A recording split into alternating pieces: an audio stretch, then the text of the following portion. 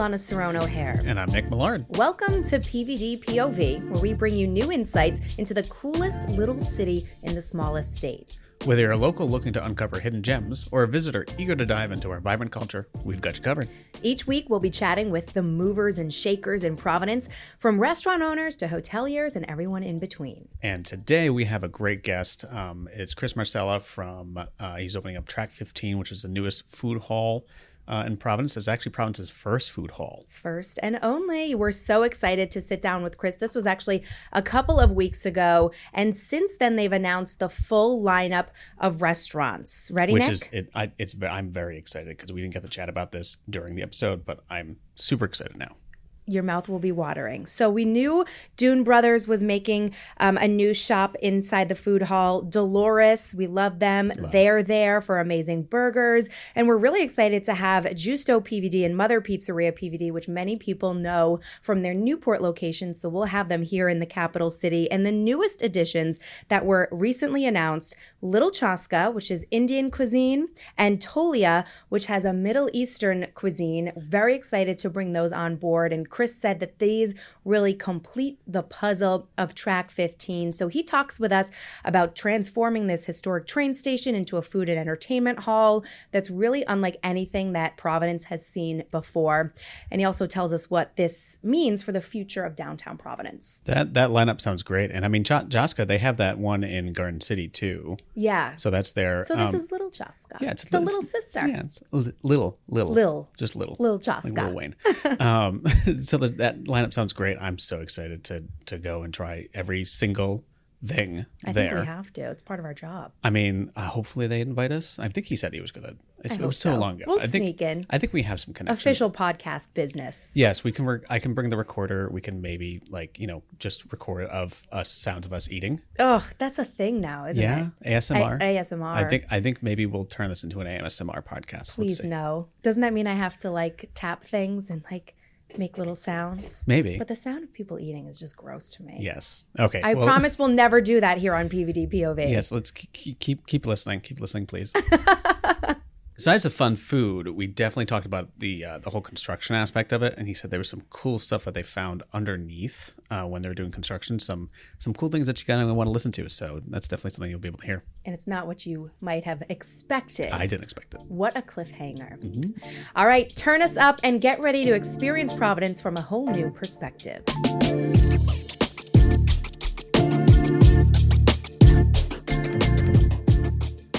And I are joined by Chris Marsella, our very own board member and the president of Marsella Development Corporation. Chris, thanks so much for being with us. Thanks for having me. Yeah, welcome to the show. Welcome to JWoo Studios.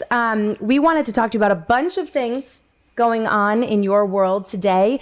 Let's start off with the most juicy developments on Track 15, which many of you probably heard about.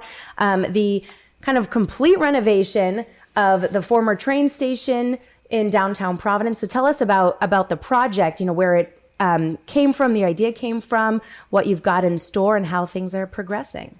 Yeah, we're in the middle of it right now. While not the complete restoration of a historic property in the train station property in the center of downtown, it's a significant one. So most people remember where Capitol Grill used to be. Across the first one in the nation. The first one in the nation, which is why not a lot of people know that, actually. So well done. But also it was called Capitol Grill because you could see the Capitol Dome building from the front door. So Ned Grace, that's how they came up with that name. There it is. There's your tidbit. That's my juicy tidbit. We learn something every single day. Can you still see the Capitol? No, not anymore. Not since they built Water Place Towers. But Ned Grace back then, my dad was involved back then as a developer from the train station from the 1980s when they built the new one, Amtrak station downtown. So anyway, the family's been involved in that complex for the last close to 40 years. And, we still have a couple phases to go. We control the parking lot there, which is a development site. So we're certainly excited about seeing that go vertical at some point. But we started to see a downturn in the area, particularly as the restaurants started changing. If you remember Rerod, then you had Raphael's, you had the Union Station Brewery, which is still rocking and rolling, doing great job there. But even before COVID, it started getting a little slippery. And so in our interest, having been involved for so long and then obviously having a future there, wanting to see some development take place, we saw that empty Capitol Grill site with a Bar Louie next door, which we knew was sort of heading in the same trajectory. Well, maybe closing. Capitol Grill moved across the street, but it's been great for them and really successful for the city. But it was a ding to Union Station. So we were just looking and saying what could be done there, having no interest in getting involved or leading a food and beverage concept, that's for sure. We just thought maybe we'll play the real estate side of things and find somebody else way smarter than us to come in and do it, or way crazier rather. And here we are. I think that started in 2019. We started the conversation. So here we are 5 years later, fully doing and running and controlling a $25 million food hall in the center of downtown Providence, under construction now, opening in the end of January. Actually, the construction finishes at the end of January of 2025 and opens to the public at the end of February. So come this spring, March, April, the crowds hopefully will come to what is a really exciting and very hyper local scene highlighting Rhode Island culinary.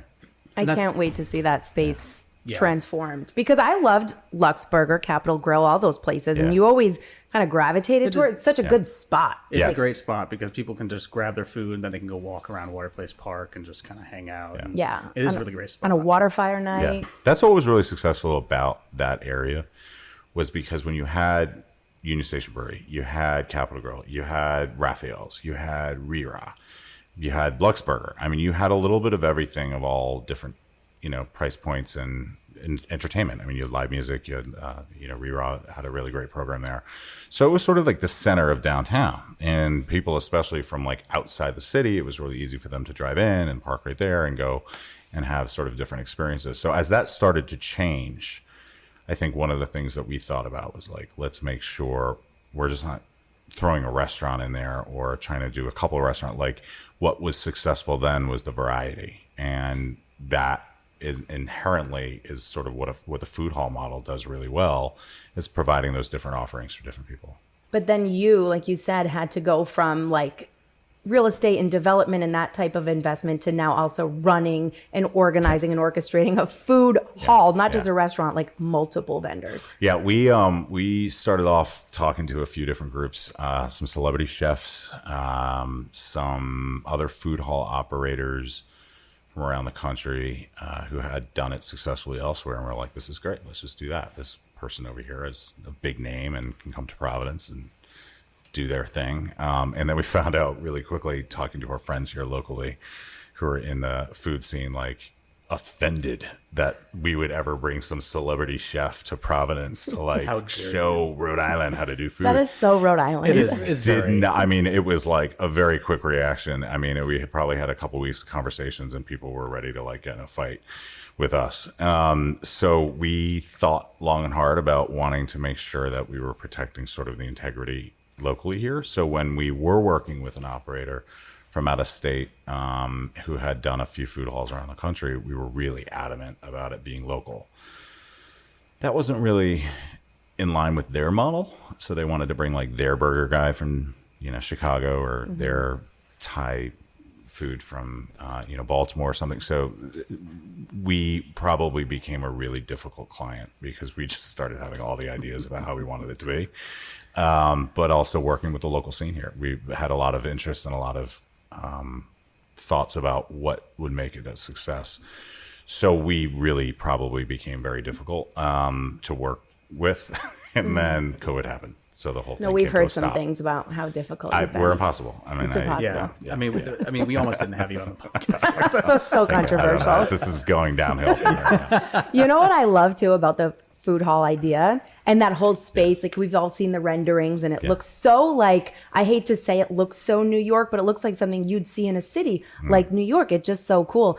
But it looks like it's going to become one of those places that's like a signature of Providence. Like, it'll be a new like banner photo for Providence when you have like water bridge fire, photo. Westminster. Right. It's so cool. And the concept is so different. It's something that we don't really have here. And I like what it could mean and hopefully will mean for people coming from out of state and out of out of the region to come to Providence, and they visit and they love it. But for people to come from Attleboro, Oh my God. like imagine all the way from Attleboro. all the way from Attleboro. I just that is a local. Do you connect in destination. Atlanta for that? You do, yeah.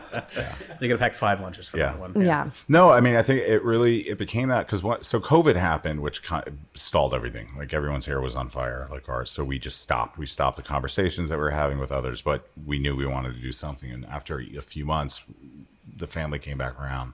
And I remember it was like October in 2020. And we all looked at each other and we're like, okay, we got to do this thing and we got to do this thing. But how the hell do you do this thing? Mm-hmm. How do you put a food hall together? And we had kind of learned enough to know some of the things that we wanted to do. So first thing we had to go do was find somebody to help us. And we found an amazing team. He's been with us now for 3 years plus. Who's that? Matthias Keem with Convivium Hospitality. So guy from, you really want to be talking to him, not me. He's much more interesting, but his background, he's actually just in Massachusetts, but has worked on hospitality projects all over the world. So from Four Seasons, managing a number of those properties across the country and the world, and then actually ran the Harrods Food Hall in London for about 4 years, which is like the food hall of all food halls. It's the mothership. To developing the timeout markets in the United States, Chicago, Boston, and Miami, not the one in New York, but so has this incredible development and operating background, but also I think really understands it's a hospitality project at the end of the day, but was incredibly important in helping us understand of how to even begin to put this project together. So coming over here, I was just getting off the phone with him and having a meeting on just finalizing some website stuff with the branding team and like what's outstanding on things. But I mean, from start to finish to every square inch of that place has been critical in helping us figure out what it would be and what it would look like at the end of the day. But also the reason we hired him was not only that background, but he understood it needed to be local. Mm-hmm. That the Rhode Island story and the food scene here, I mean, we spent a lot of time eating and drinking our way through the state. Understood that that's what would make this successful. So sort of that look and feel and how we got there at the end of the day and what that personality is took a lot of time and a lot of thought went into that. And we hope when people see it, that they'll get it and it will be representative of the community here. We wanted to make it look and feel like it also was always there, like with some patina. Mm-hmm. Because you go into a lot of food halls and around the country and there's a lot of variety of them, but a lot of them are just kind of glorified food courts. And, and we wanted to avoid that. Yeah. So I'm trying to think of where I've been recently that's a food hall. And like, really, I'm hoping to go to Harrods in October when I go to London.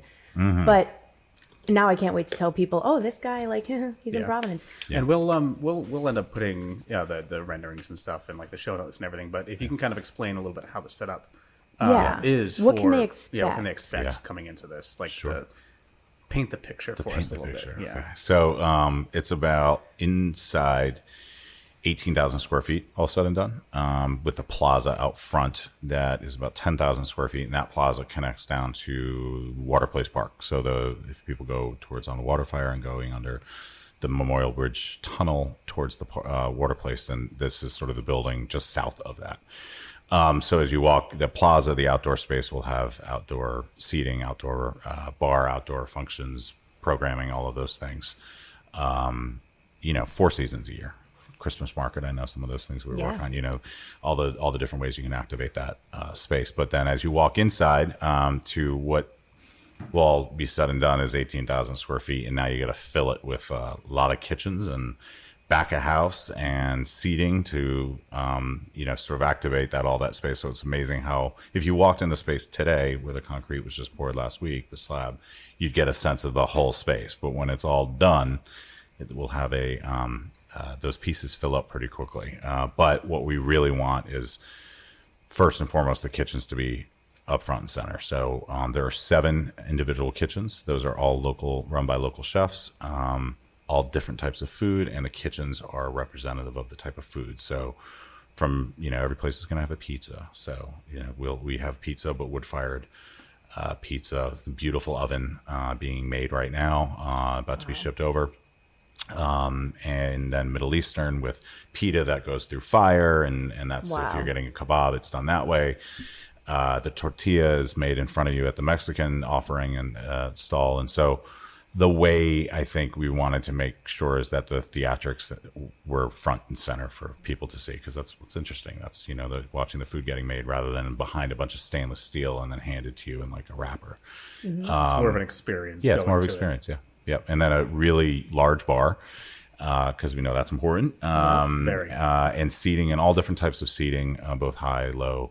We wanted to have a mix of it, as well as different seating areas that they can be a little more intimate versus, the large central hall, because I think the food halls you go into, they're just one huge open space.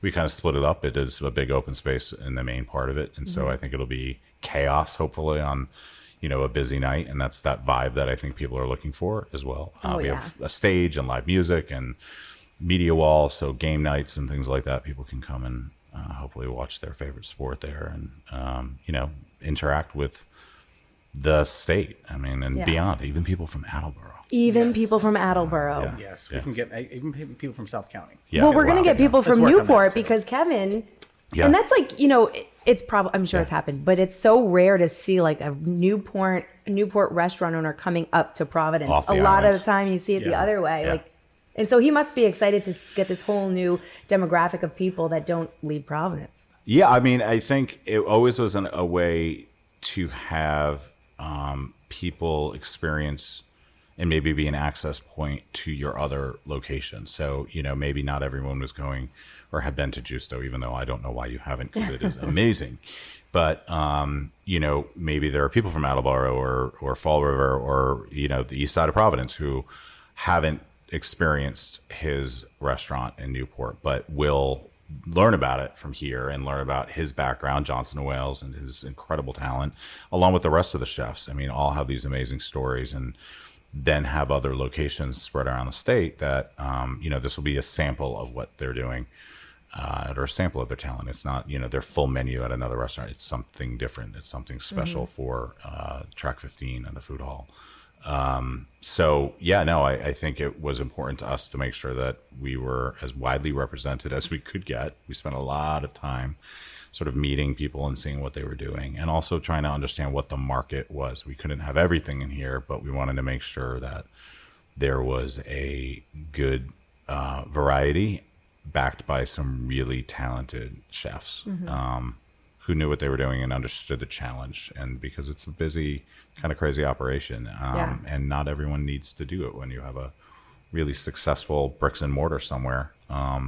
Why do this? Yeah. So the great thing is all of them know each other, right? Which we didn't know. And so as we kind of started getting them together for different things, they were, took off, and the chef community, it's pretty tight knit. It feels like. Yeah, they're all complimentary Yeah. of each other. They're all super supportive and competitive. And right at the same it's time, kind of fun to watch. Yeah.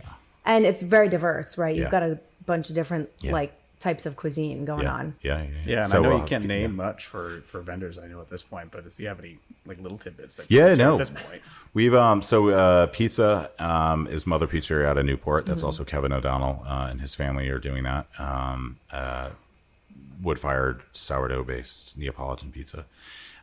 We have Justo, his pasta and Italian offering. We have Dolores from Providence. Yes. Oh, yes. So Beard nominated. Yes, they're representing Providence. Incredible. That family is incredible. Yep. We have Dune Brothers doing their fried fish as well as a raw bar offering.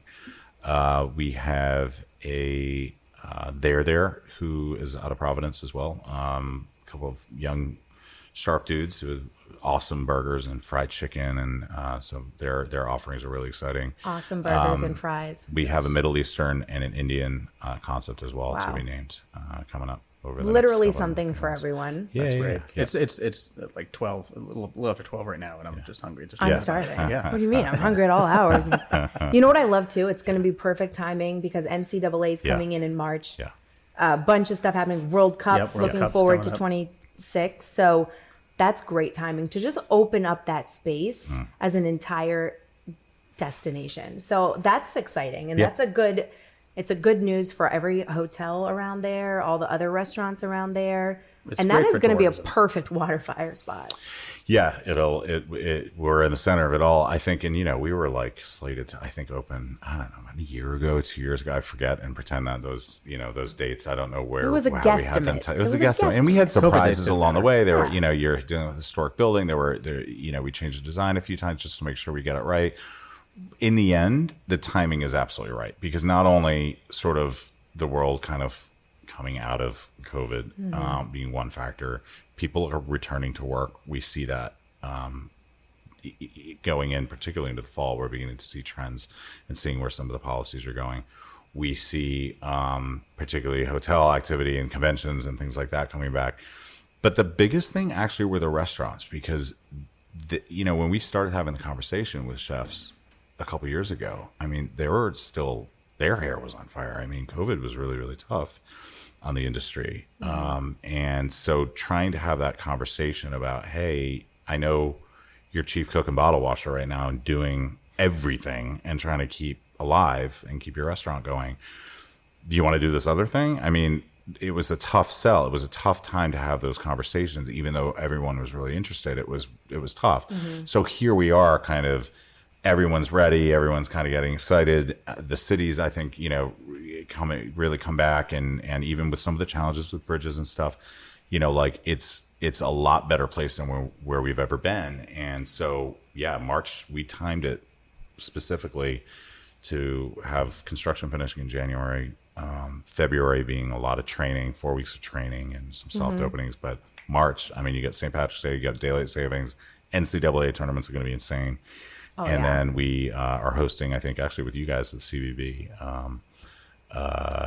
Food and Wine Festival, one of the days, one of the nights we're working on right in now. March. Yeah. So there is a lot going on. And I just have to say this because I appreciate what you said about, you've been in this industry for many years, and you've seen Providence go through iterations. You've seen COVID and all that. And you said Providence is better than it ever has been, despite the bridges and things, like that. And what are like some of the trends you're seeing, and what makes you say that Providence is doing great? I mean, again, I'm 44, so it's not like I was like running around in the 70s and 80s here. But a lot of people know about it. Like my dad, who's the family is very involved in this project. Let me be very clear that this is like not me, myself, and I at all. Like it takes a village, and the family is like, even the dog is involved in this thing. Well, as he should. My mom has had it with all of us. But my dad has been around through the thick and thin of Providence. And he looks at people complain about downtown. He's like, I was here in the 70s and the 80s. Like, you have no idea. We have such an amazing city and such an amazing place, like placemaking and historic fabric and downtown vibe, and people living here across, downtown, west side, east side, all these vibrant neighborhoods that have really come together, a lot of it driven by the food scene. Makers on the west side, students on the east side, downtown. I mean, there's so many cool things happening here. And I think people forget that if you're not here, like even if you're 15 minutes outside, so you have a bridge, that was devastating, and that's going to continue to be an issue. Having said that, it's flowing really well right now. And there are some problems on like evening hour commute going east, but they're like identical to what they were pre-COVID. Like there's no change to that commute. It's actually, so things are smooth. So we're kind of dealing with like a little PTSD where you got to get people to like get off the couch and turn the Netflix off, come in, take your friends, your wife, your significant other out to dinner in the big city, and go to the theater, go to the events, go to the marketplaces. I mean, there's a lot happening here. It's so true. Yeah, And it's that's an a big amazing thing. city. That's a big thing that we've been trying to push for now too, is to tell people like we're open, we're here, like you can do everything here. Yeah. And It's so true. Like, because pre-COVID, like we forget everything that was happening pre-COVID. We were in a different world, and COVID, the stretch was so long that you forgot that that's how it used to be because of work from home and whatever went on. You almost forget like, oh yeah, that is how the city was and stuff. And I've always worked in the city since, I mean, it's not that long. It's been like 13 years, but in different parts of the city, and I've never seen so many people walking around, whether they're here for like a convention or for work or whatever, dance competition. And the new restaurants coming in, I'm really happy seeing the way that the city, the track that we're on.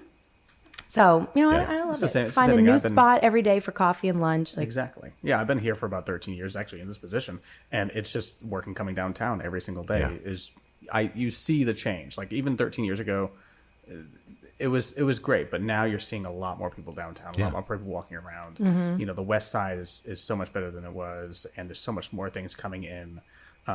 East side's great. It's just all the Valley neighborhood. It's like one of our favorite funky spots. It's amazing. I mean, ISCO is doing work with us where so we'll have some like branded. Oh my gosh, so cool! I love them. Yeah, they're like amazing. And you go over there. They're the oyster vodka Farm Fresh. people. You got the you got the Farm Fresh there. You got the Steel Yard. I mean, you go over there and you're like, okay, this is a cool city. And having someone like Matthias and his team who have lived all over the world and have some amazing cities who had never stepped foot in Providence before until we started the conversation, and are like, this place is something. I mean, we have it. And I think Rhode Islanders can get a little down on themselves. Yes. We're a little. I think it's the people who've come here and have moved here, and we've had that, thank God, happen, thanks actually to COVID, where people have been able to kind of, remove themselves from some of the bigger cities and find a quality of life here, and have chosen Providence and chosen Rhode Island for a reason, who all get it. So I think we got some education to do, some re-education. I think we got to also, and I'm guilty of it too, maybe part of age and part of COVID, is you got used to just at night being able to go home and it's so true. Just throw the jammies on and relax. Like, no, we got to get that spark going again. Yes. I do think the food hall, we're not the savior of that, but I do think they've been a proven model elsewhere to kind of activate that, and because it goes beyond food and drink. So our motto is like food, drink, culture. And so the programming and the marketing and what we do with those 18,000 square feet and 10,000 square feet outside will drive a lot of that traffic. We think we know, because that's what will help activate those spaces. So we may bring people for something else, and then while there, they get food.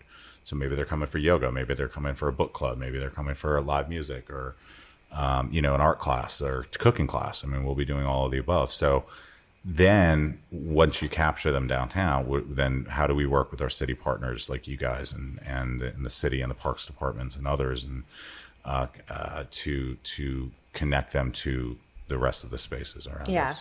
It's about connecting all these organizations that are working together for programming, which we are. Parks Network. Parks Network, they're incredible. Yeah. Nora, we're talking to Nora soon. And just like all of these programs we're seeing more and more of the programming, and we know at the CVB, and as you do, because we get tied into all of it, which is great. And we put it all on our website. I mean, there's got to be more listings now than ever before. And going back to culture too, and the history of the building, which I found fascinating. On your Instagram, you had the picture of the track. I had like the one time I post something. It was like one of your only posts, I will say. It was like a dog and then like the train track. Like all dogs and then like the train track. Yeah, that's cool, every 40-year-old Instagram. That's pretty much what it is. That is fascinating though. I love, because I think historical buildings are amazing, and there's so many of them here. Like you literally found the train tracks. Can you talk about that? What happened? Like any other stuff that you found that was interesting while in the process of it? So obviously the history is a train station from 1898. Elevated train tracks went out the north side of that building, when they called them the Chinese Wall, because it really divided downtown from the sort of almost the State House where the rivers are today. If people look at photos of like an aerial photo in the 70s, I mean, you can see how bad it was. I mean, it was like the State House, parking lots, a covered river, and then like train tracks, and then like the financial district, Kennedy Plaza, and like this train station in the middle. So a lot of that work and downtown space, major public-private partnerships that moved the train tracks and everything. But anyway, there were 14 original tracks, hence track 15. So there you go. There's the iteration. That's how that got there. But when the building was first renovated in the 1980s, in Capitol Grill and all those, and Cooks in America before it became Rhode Island Foundation, and the building Chamber of Commerce and when everything was being done there, there was, I'm sure, a lot of things found, but everything has been basically covered since then. So no one had really dug underneath when we removed the slab of the lower level of that building. We had to do some real digging because to start putting in all the plumbing lines and drain lines. And going about 4 feet down, we discovered some tracks going north-south. The main tracks went east-west out front, but the north-south, right in the center of it, was Francis Street used to go through there. Instead, Francis Street, as most people know it, sort of going by the Omni and going by on the west side of the complex. It actually went right through underneath the tracks, underneath the main building into Kennedy Plaza historically. So there must have been, they weren't rail, they were trolley. So we found trolley tracks. It was really, really cool. And then we really tried to figure out how to deal with them with the goal of trying to cover it with glass and have it basically be kind of an artifact that people could walk on.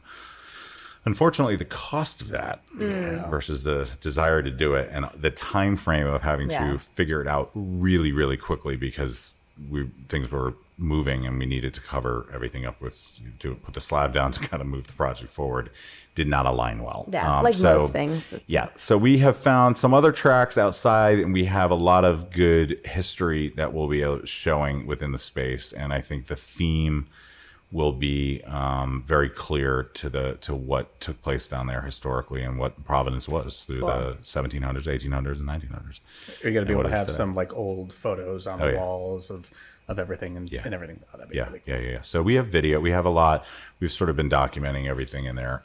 But that one, unfortunately, fell to our general contractor ready to kill me if we didn't make a decision. No, it would have been awesome. I've seen something similar to that in a hotel that I was in Athens, where obviously in Athens, you're digging down, you're finding old stuff everywhere. Yeah. And they just like have a corner of the room that's just a glass looking into this ruins underneath. Yeah, right. No, it's cool. That's exactly what we were. And it's funny, we had original designs. We had thought about doing some of this stuff, make believe almost, but made it look real. And here we found the real thing. The problem is, cool. and I'm sure if whoever's listening is like, why couldn't you do that? That's really easy. It's like dehumidifying the whole thing.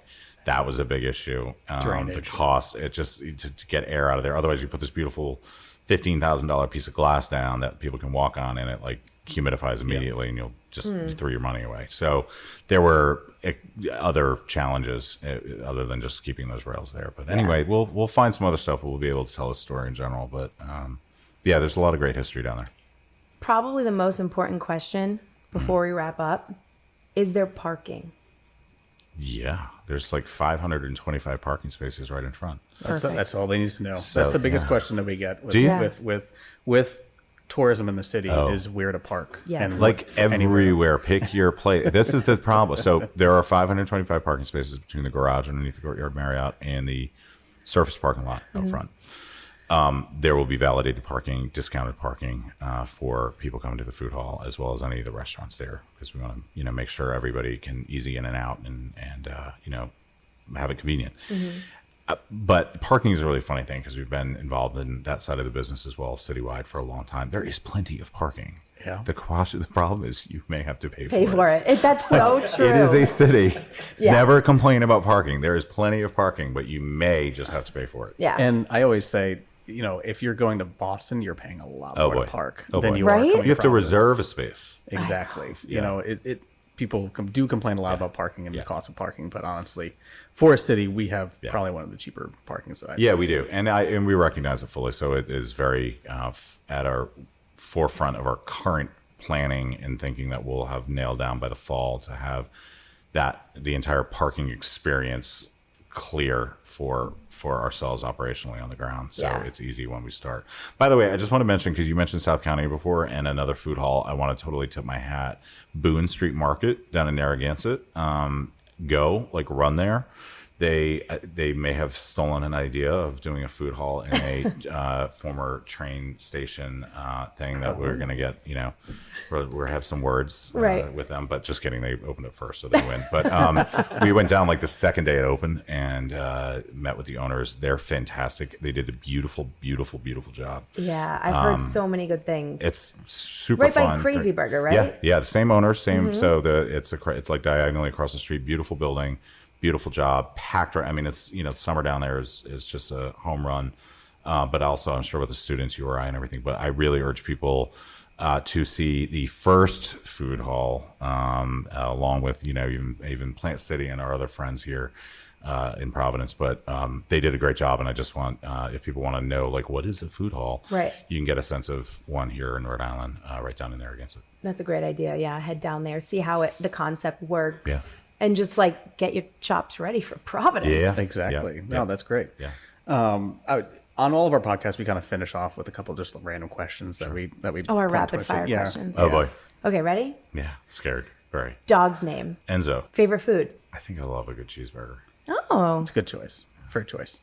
Ooh, can you say your favorite restaurant in Providence, or will you get in trouble? I'm totally going to get in trouble. Okay. All of the ones coming to Track 15. There we go. Which I've discovered some new ones along the way. True. But I think we have, I think you can find whatever you're looking for on a given night. I mean, that's what's nice. You have a lot of variety. And I'm assuming like they'll have vegan options, vegetarian, gluten-free, all that yeah, stuff. all of the chefs will, they're, call it about 8 menu items, lunch and dinner. And they should all probably be doing a vegan, gluten-free option. I think we're beginning to see menus now. But we mentioning Plant City, we chose actually not to do a vegan-only stall because, Kim and her team are doing an amazing job over there. They've been super supportive of what we're doing, and we didn't want to step on toes. We love working with Kim. Yeah, they're fantastic. You can find everything you need there. Beautiful job. Yeah. Yeah. And I know you said you kind of ate and drank your way around Rhode Island. Oh my God, yeah. Is there? It was not fun. That sounds fun. It was disgusting. At a certain point, you're like, all right, I'm done. So if you had to name like your favorite good find, or maybe you're just like hidden in the wall that you didn't realize was there, and you're just like, whoa. Okay. So Cow. Oh yeah. On Ives was like, I was like, what is this? Yeah. This isn't a Sunday. In the waffle thing? Yeah, it's like a waffle, bubble cone out of Hong Kong, I think it is. Like a bubble tea. It's not bubble tea, but it was a ice cream on steroids. I don't even know how to describe it. That was really, really cool. We also, what was the Laotian restaurant also on Ives that is, I'm blanking on right now, which is really awful. Let's find it. Champa? Is it Champa? Yes. I was Jules Either knows. Bees or Champa. Champa. Yeah, that they were just really, really great food. Yeah, they're awesome. Yeah, that's just something jumping out at me. But I mean, we sort of definitely discovered some really crazy stuff along the way, and just people doing different things, and really proud of, and also connecting the dots from like where they're getting their food. And I think that was also the overall scene here, like Farm Fresh, and understanding how many farms were here in Rhode Island and then serve the different restaurants, and how we are going to connect with them to help tell the story of those farms through their produce, and then through their offerings to be able to get into the ingredients of the chefs. So seasonality. So like mushroom season, how do the chefs use mushrooms in different ways, and then where are they coming from? And so how to kind of tell about the local ecosystem all together, I think is cool discovery for everyone. And I think, that's a good place to be able to kind of help tell that story. And Nick and Monica at Dune Brothers do that really well too at seafood. Yeah. Talking about, especially when they get into their seafood packaging, Yeah. where the fish is harvested here and it's packaged here, and it just saves so much. I mean, it makes more sense to do it that way. And so they're like leading that charge, which I love to hear. They do, what do they call it? Like fish to table or something? There's farm to table and then fish to table, something like that. So we're going to try to be telling some of those stories going into the fall and beyond, of like getting Nick and them to go out like with one of the other chefs in one of the other restaurants, and like kind of show what they do and how they get their stuff, and then kind of vice versa, and mash it up and we love to see see what it. comes out of it. Great. Yeah. Well, stay tuned for that. For sure. Stay tuned. And if you can let people know where they can find more information about this. Yeah. Website coming done, but releasing soon. So Perfect. There'll be a lot more coming. And we'll share that too on GoProvidence.com. Yes, of course. We'll share everything. Put it up on our socials too. We're excited to get down there. I can't wait to have some of the food. You guys are welcome anytime. Yeah. Thanks so much, Chris. All right. Thanks. No problem. Thanks for having me.